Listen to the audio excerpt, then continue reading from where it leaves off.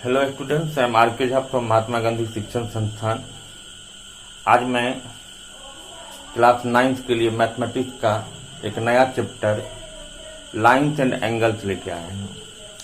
इस वीडियो के माध्यम से हम इसमें एनसीईआरटी का एक्सरसाइज 6.1 समझते हैं, जो ये इस चैप्टर का पार्ट 1 वीडियो है। इसमें हम कुछ बेसिक टर्म्स एंड डेफिनेशंस हैं, उन पहलुओं पर हम आज चर्चा करते हैं। तो सबसे पहला है कि लाइन सेगमेंट एंड रे। अब आप देखिए, जब से कि मैंने आपको इससे पहले चैप्टर में चैप्टर 5 में भी मैंने कुछ बेसिक कंसेप्ट की बात किया था, वो मैं आपको बताया था। Introduction to Euclid geometry chapter का नाम था। तो उसमें हम लोग देखे थे कि अगर हम कोई लाइन खींचते हैं, ये देखिए जैसे ये लाइन खींचे, ये जो एरो दोनों तरफ हम देते हैं, ये रिफर करता है कि एंड पॉइंट नहीं है, इसको हम दोनों तरफ एक्सटेंड कर सकते हैं। हम इसको ए मान लिए, इसको बी मान लिए। अब अगर ये एक पॉइंट है सी और ये एक पॉइंट है डी, तो हम यहां कर सकते हैं कि इस ए बी लाइन का ये सी डी एक पार्ट है विथ एंड पॉइंट, इसीलिए ये सी डी क्या कहलाएगा, लाइन सेगमेंट। मतलब सी डी का एक डेफिनिट लेंथ है, बट ये ए बी जो है ये एक लाइन होगा क्योंकि इसका कोई डेफिनिट लेंथ नहीं है।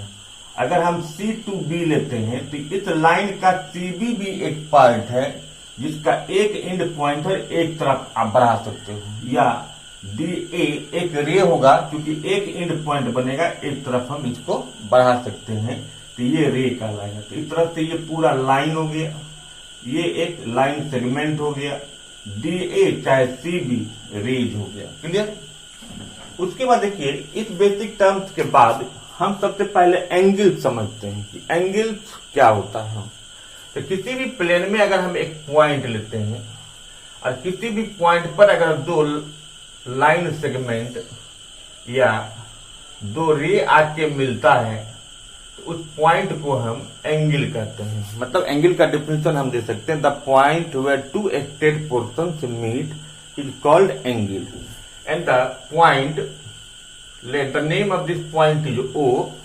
तो O is the vertex of this line angles, okay, and this O A is the ray and O B is also ray, but when by joining these rays OA and BO an angle is formed, then this OA and OB are arms. What are the arms of these angles? So OA and OB are the arms, and point O itself is the vertex of the angle. And AOB, what is the name of angle? The AOB. And whenever you right the name of the angle, जब आप किसी angle का नाम लिखोगे तो उसमें ये ध्यान देना है कि जो वर्टेक्स होगा उसको बीच में रखना है, और जो आर्म का जो एंड पॉइंट होगा उसको आप किसी तरह से भी लिख सकते हो, जैसे ए ओ बी या बी ओ ए। तो अगर हम ए ओ बी लिखते हैं चाहे बी ओ ए लिखते हैं, तो दोनों में ओ क्या बीच में आ जाता है। तो ये ध्यान रखना है कि जब भी हम किसी एंगल का नेमिंग करें तो उस एंगल का जो वर्टेक्स होगा वो बीच में रहे, और उस एंगल के आर्म का जो पॉइंट होगा, जो आउटर पॉइंट होगा, उसको दोनों तरफ रखोगे। क्लियर? अब इस एंगल्स में, अब हम इस एंगल्स का टाइप समझेंगे। तो दो बेसिस आता है, तो एक बेसिस है कंप्लीमेंट्री और एक है सप्लीमेंट्री। तो कंप्लीमेंट्री एंगल्स क्या होता है और सप्लीमेंट्री एंगल्स क्या होता है? Two angles are said to be complementary if their sum is 90 degree. किसी भी दो एंगल्स का सम अगर 90 डिग्री होगा तो हम उसको कंप्लीमेंट्री कहेंगे। जैसे 50 डिग्री और 40 डिग्री को अगर हम जोड़ते हैं, इसका सम 90 डिग्री हो गया, तो ये 50 और 40 कंप्लीमेंट्री हुआ। बट जब कंप्लीमेंट की बात आएगी, तो अगर ये 50 और 40 को मिलाने से 90 डिग्री हुआ, तो 50 और 40 एक साथ कंप्लीमेंट्री एंगल हुआ। बट 50 का कंप्लीमेंट 40 हो गया, 40 का कंप्लीमेंट 50 हो गया। जब कोई एंगल्स दिया होगा और उसका अगर हमें कंप्लीमेंट निकालना है, तो उस गिवन एंगल्स को हम 90 से माइनस कर देंगे। क्लियर? अब चलिए सप्लीमेंट्री एंगल्स क्या होता है। तो कोई भी दो एंगल्स को हम सप्लीमेंट्री कहेंगे जब उसका सम 180 डिग्री होगा। Two angles are said to be supplementary if their sum is 180 degree. For example, 120 degree and 60 degree is equal to 180 degree. There 120 and 60 degree both are supplementary angles, and each one are the supplement of each angle. So whenever we have to find the supplement of any given angle, in that situation we have to subtract the given angle from 180, and to find the complement we have to subtract the given angle from 90. Okay, the complementary, the sum of two angles must be 90. In case of supplementary, the sum of two angles must be 180. To find the complement, the given angles must be subtracted from 90, and to find the supplementary, the given angle must be subtracted from 180 degree. Okay, and then one more classification, basis of angles are also. There are so many types of angles, just the zero angle, acute angle, right angle, obtuse angle, straight angle, reflex angle, and complete angle. The angle whose magnitude is equal to 0 degree, that is zero angle. Okay, acute angle, the angle whose magnitude is greater than 0 degree but less than 90 degree are acute angles. Right angles, 90 degree, whose angle whose magnitude is 90 degree. And obtuse angle, the angle whose magnitude is more than 90 but less than 180 degree, that is obtuse angle. And straight angle equal to 180 degree. Reflex, more than 180 but less than 360 degree, reflex angle. And the complete angle, the angle whose magnitude is equal to 360 degree is complete angle. Clear? So now just you have understood line segment, ray, complementary angles, supplementary angles, arms of the angles, vertex of the angles, and how will you name the given angles. After that, zero angle, acute angle, right angle, obtuse angle, straight angle, reflex angle, and complete angle. After that, just see, I have written a linear pair.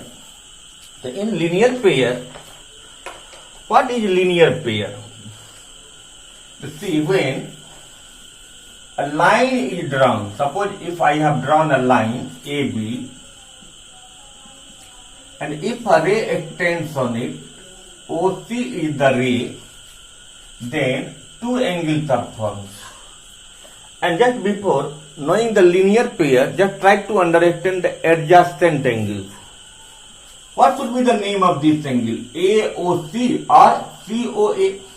Similarly, the name of this angle must be equal to BOC or COB. So when we give the name of this angle, then this OC is the part of this angle as well as that angle. So this OC is the common arm for both the angles, and when one arm will be common for two angles, then in that case the both angles will be adjacent angles. So how we can define the adjacent angles? So two angles are said to be adjacent angle if they have one common arm. Arm means side. Okay. Next, so this when a ray extends on a line, then two adjacent angles are formed. And when a ray will extend on a line, then the sum of two adjacent angles will be 180 degree, means supplementary. And in that case, the name of this angle will be linear pair. Okay, the linear pair means when a single ray extends on a line, then the sum of the adjacent angles will be 180 degree, and in that situation, both angles will be linear pair. Okay, but when more than one ray will extend, then three angles will be there, because as the name suggests pair. Pair means there must be at least, at most two angles. Okay, but when more than two angles will be there, then that is not linear pair. Okay, so first see, in linear pair, the sum of the adjacent angle is 180 degrees. Just see how this can be proved. Just I am going to prove this. See,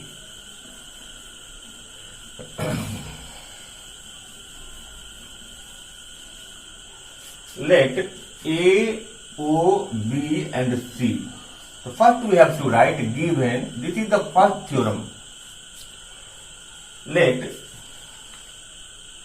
given AOB is a straight line on which ray OC extends. Then what we have to show? To prove that angle AOC plus angle BOC is equal to 180 degree. First you have to do construction. So just draw a perpendicular line on this. Let this DO is perpendicular on AB. The construction I have done construction OD is perpendicular on AB. After construction we have to give proof. So now in proof, what is there? AOC. AOC means what? When this angle and this angle will be added, then AOC will be there. So this can be written. So AOC is equal to AOD plus DOC. AOD plus DOC. This is the first equation. And once again, this BOC. So when from BOD, this DOC will be subtracted, then we'll get BOC. So in place of BOC, we can write angle BOD minus angle DOC. This is the second equation. Okay? And your proof AOC plus BOC. Just we have got AOC and BOC. So we have to add the two equations. So now we have to write adding equation 1 and 2.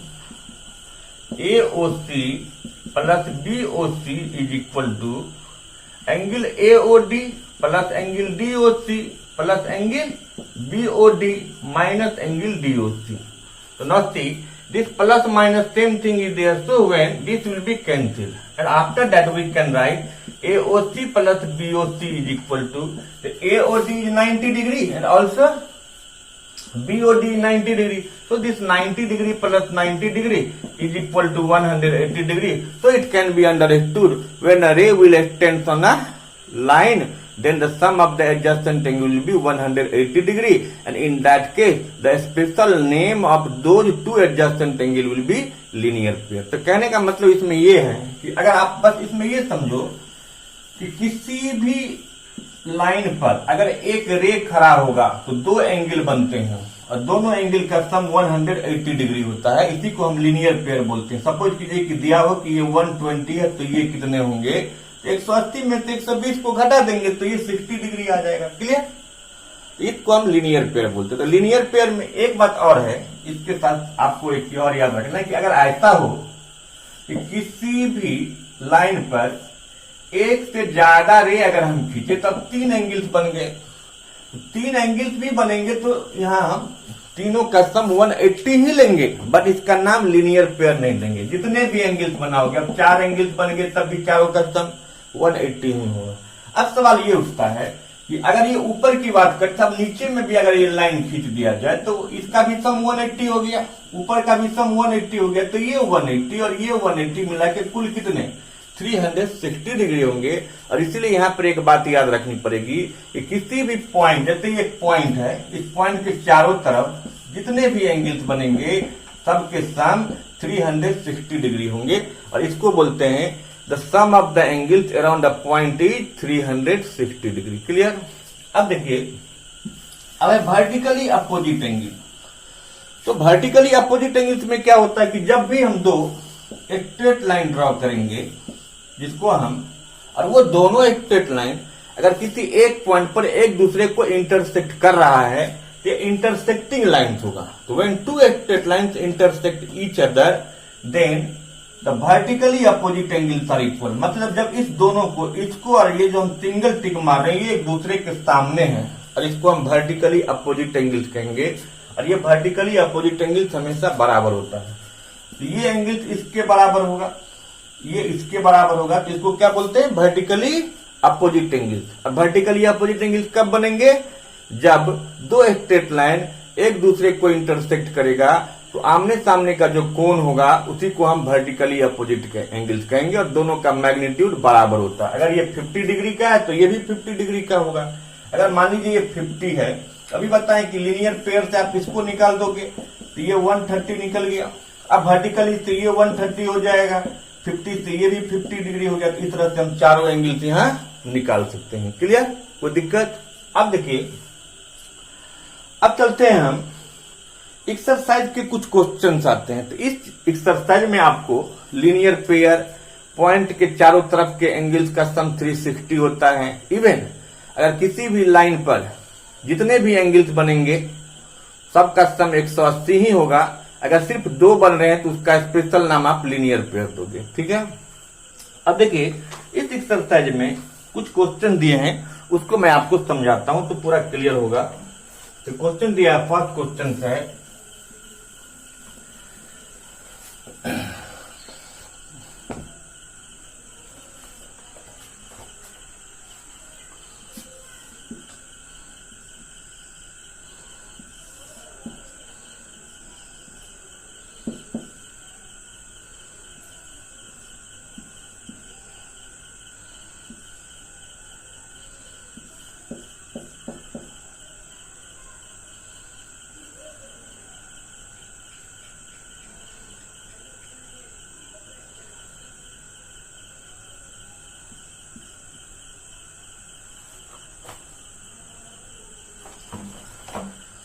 अब इस question number 1 है। अब इस question number 1 को समझने से पहले एक चीज और मैं आपको बताता हूं। अब जैसे देखिए, अगर हम ये एंगल्स का नाम दिए AOB और हमने यहां 60 डिग्री लिखा, तो अगर हमें कोई पूछेगा कि इस AOB का वैल्यू या BOA का वैल्यू कितना है तो हम 60 डिग्री बताएंगे। तो एंगल AOB और angle BOA is equal to what, तो हम क्या बताते हैं 60 डिग्री। बट अगर इसी में कहीं लिख दे रिफ्लेक्स एंगल, तो रिफ्लेक्स का मतलब ये होता है कि इस एंगल को छोड़ के इस पॉइंट के चारों तरफ जितने बचे। और अभी हमने बताया कि एक पॉइंट के अराउंड में जितने भी एंगल्स बनते हैं सबके सम 360 होते हैं। अगर इसके रिफ्लेक्स को बताना है तो 360 से 60 को माइनस कर दोगे, तो AOB तो 60 डिग्री हो गया, बट रिफ्लेक्स एंगल AOB 360 से 60 को माइनस करेंगे तो 300 डिग्री होगा। क्लियर? तो देखिए यहाँ पर क्वेश्चन है पहला, इसमें दिया है कि AOC और BOE मिला के 70 डिग्री है, मतलब इस दोनों का सम 70 है। ठीक, सबसे पहले AB और CD एक स्ट्रेट लाइन है, तो वर्टिकली अपोजिट एंगल बन रहे हैं ये और ये। और जब दो स्ट्रेट लाइन आपस में कटता है तो वर्टिकली अपोजिट एंगल का सम कुछ भी होगा, लेकिन दोनों एंगल्स बराबर बराबर होंगे। मेनली ये याद रखना है कि वर्टिकली अपोजिट एंगल्स बराबर होगा। कभी कभी दे देता है कि दोनों का सम 80 होगा। अगर दोनों का सम 80 और ये दोनों बराबर बराबर होता है तो अंडर रूट है, ये 40 डिग्री होगा। और अगर ये 40 दिया है तो ये भी 40 डिग्री होगा। रीजन क्या देंगे? वर्टिकली अपोजिट एंगल से। अब ये अगर अब क्वेश्चन में क्या था कि ये एंगल्स और ये एंगल्स मिला के 70 है। जब दोनों का सम 70 है तो ये 40 डिग्री दिया है तो ये कितने निकल जाएंगे? 30। अब नीचे में देखिए लीनियर पेयर, तो ये भी निकल जाएगा। और ये तीनों एंगल का सम 180 होगा। दो एंगल्स आपको पता है, दोनों को जोड़ दो, 180 से माइनस करो तो फिर आपको ये एंगल्स निकल जाएगा। क्लियर? समझ में आ गया? इसी तरह से हम क्वेश्चन नंबर 2 को भी बना सकते हैं, क्वेश्चन नंबर 3 को भी बना सकते हैं। एक क्वेश्चन है आपको, मेनली 2 क्वेश्चन इसमें दिया है। क्वेश्चन नंबर वाले बताते हैं आपको 5 और एक क्वेश्चन नंबर 6 में आते हैं। तो क्वेश्चन नंबर 5 को देखिए आप, ये बहुत इंपॉर्टेंट क्वेश्चन है। जनरली इस क्वेश्चन को बनाने में बच्चे को प्रॉब्लम होता है, इसलिए मैं क्वेश्चन नंबर 5 को आपको बताना चाह रहा हूं। तो क्वेश्चन दिया है कि POQ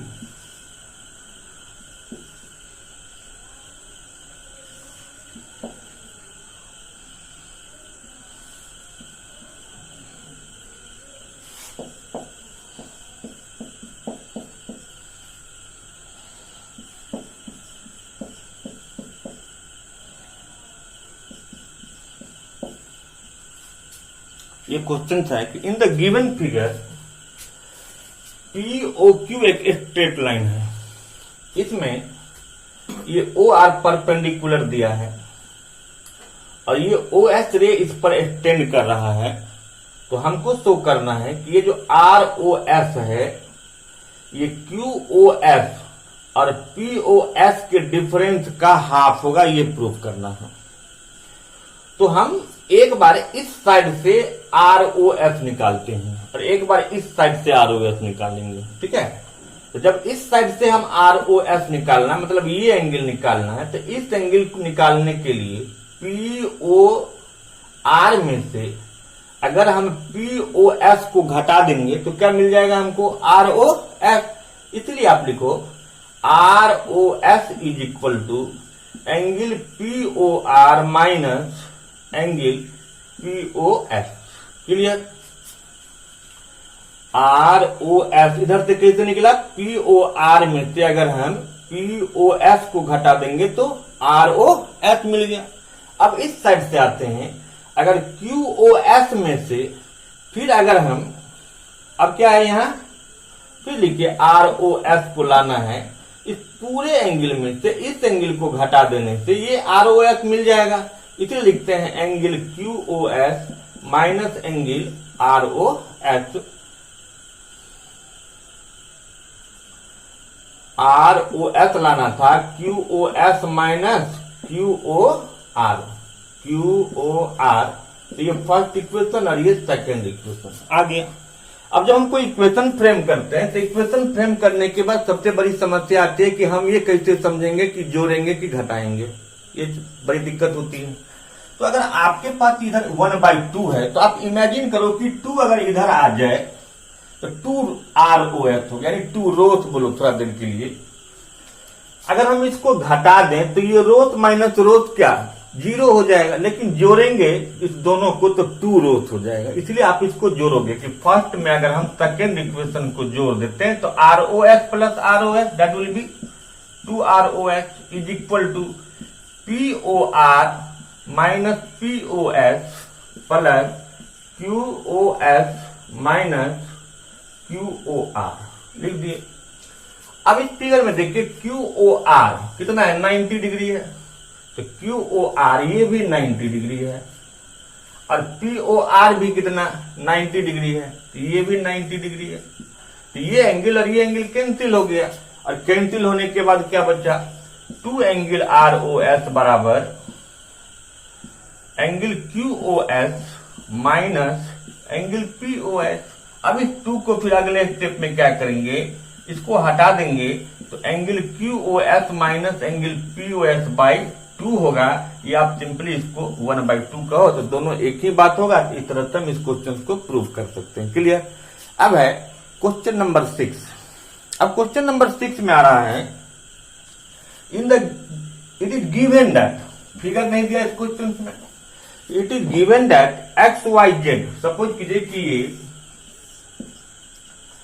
XYZ 64 डिग्री है।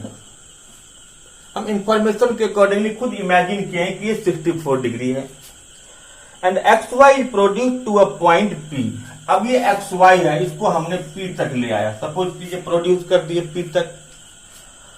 Draw a figure from the given input. अभी तक जो इंफॉर्मेशन था उसके अकॉर्डिंगली मैंने क्या किया, फिगर बना लिया। अब दिया है इफ रे QY, अब जो ये QY है तो Q कहां गया, XYZ क्या दिया था 64 डिग्री, XYZ माइनस 64 डिग्री बनाया, इसको मैंने प्रोड्यूस किया, XY था इसको प्रोड्यूस किया P तक। Draw a figure from the given information if रे YQ है। अब यहाँ Y है और ये Q दे दिए। ये जो YQ है ये एंगल को बाइसेक्ट करता है। किस एंगल को बाइसेक्ट करता है, तो ZYP को, मतलब ये एंगल जो था पूरा, ये दोनों बराबर बराबर भाग में बन जाता है। तो इसको मैं थोड़ा देर के लिए अभी डिलीट कर देता हूं, मिटा दिया। तो अभी एक सीधा एक स्ट्रेट लाइन बन गया ना, जिसके ऊपर में ये एक रे एक्सटेंड कर रहा है। तो सीधा सा है कि अगर ये 64 डिग्री है तो ये कितना होगा, तो आप इसको 180 से माइनस करो। 180 से 64 को माइनस करेंगे तो 116 डिग्री है, पूरा 116 डिग्री आ गया। इसका मतलब पूरा ये 116 डिग्री है। अब ये Y वो क्या कर रहा है, इसको बाइसेक्ट कर रहा है। बाइसेक्ट करने का मतलब होता है कि दो इक्वल पार्ट में उसको डिवाइड कर रहा है। इसका मतलब ये दोनों जो होगा इच वो 116 का हाफ होगा और 116 का हाफ 58 डिग्री और 58 डिग्री होगा। तो इस तरह से क्या था question, find X Y Q. X Y Q निकालना था। ये एक्स वाई क्यू तो निकल गया, तो एक्स वाई क्यू ये दोनों को जोड़ दीजिए। फिर क्वेश्चन है and reflex Q Y P. तो क्यू वाई पी का रिफ्लेक्स निकालना है। ये तो क्यू वाई पी तो 58 है, बट इसका अगर रिफ्लेक्स एंगल पूछ रहा है तो क्यू वाई पी का रिफ्लेक्स एंगल जो होगा इसको 360 से क्या माइनस कर देंगे तो क्यू वाई पी का रिफ्लेक्स एंगल निकल जाएगा। क्लियर।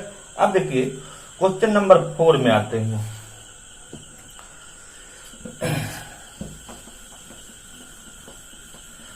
अब क्वेश्चन 4 दिया है कि इन द गिवन फिगर, एक फिगर दिया है, ये एक लाइन है ए बी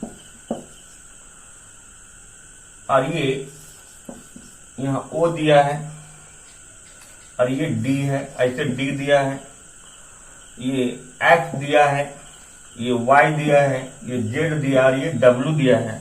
और क्वेश्चन है आपको कि ये शो करना है कि ये जो ए ओ बी है एक स्ट्रेट लाइन होगा। तो कोई भी लाइन स्ट्रेट तब होगा जब किसी भी लाइन के एक तरफ जब एंगल का सम 180 डिग्री बन गया। क्योंकि हम अभी समझे हैं कि एक स्ट्रेट एंगल का मतलब क्या होता है कि जिस एंगल का मैग्नीट्यूड 180 डिग्री हो उसको हम स्ट्रेट एंगल कहते हैं। और किसी भी लाइन को स्ट्रेट दिखाने के लिए उसके एक तरफ के एंगल का सम 180, जब एक तरफ का हो जाएगा तो दूसरा तरफ ऑलरेडी 180 होगा। क्योंकि हम जानते हैं एक पॉइंट के अराउंड में जितने भी एंगल्स बनते हैं उसके सम 360 होता है। क्लियर। तो अब देखिए इसमें और भी क्वेश्चन दिया था आपको कि x प्लस वाई बराबर w प्लस जेड है, तो हमें शो करना है ये।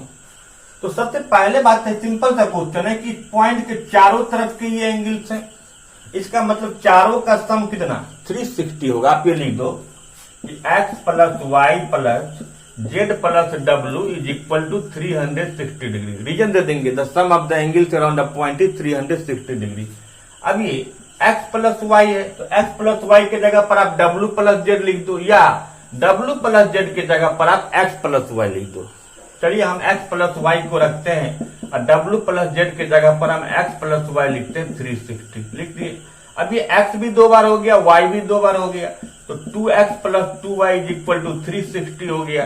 2 कॉमन ले लिए तो x plus Y is equal to 360 degree हो गया। 2 से ये कैंसिल हो गया तो x plus Y is equal to 180 degree हो गया। जब x और y मिला के 180 डिग्री हो गया, इसका मतलब ये लाइन क्या, ये लीनियर पेयर बना लिया। जब ये लीनियर पेयर बना इसका मतलब ये AOB का एक स्ट्रेट लाइन है। क्लियर।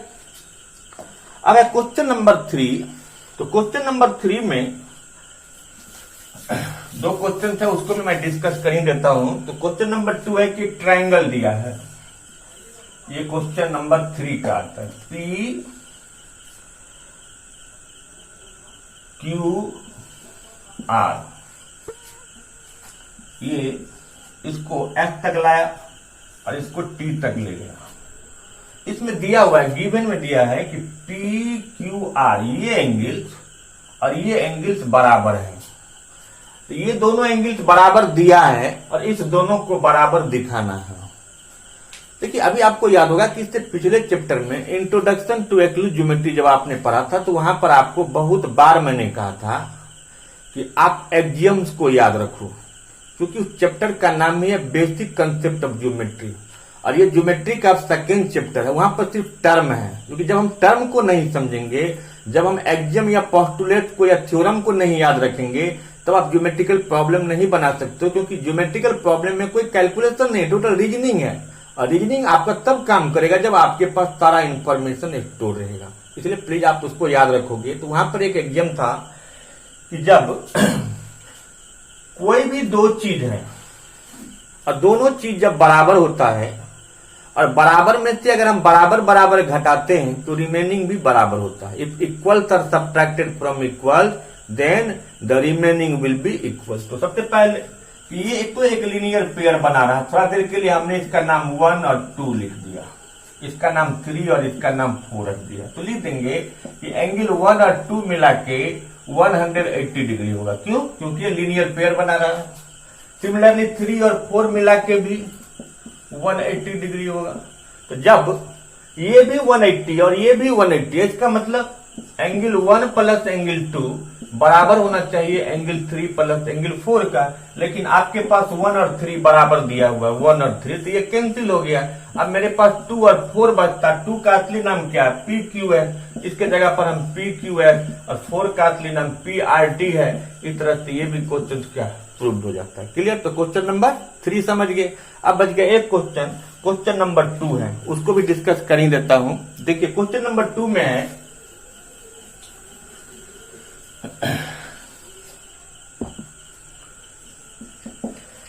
in given figure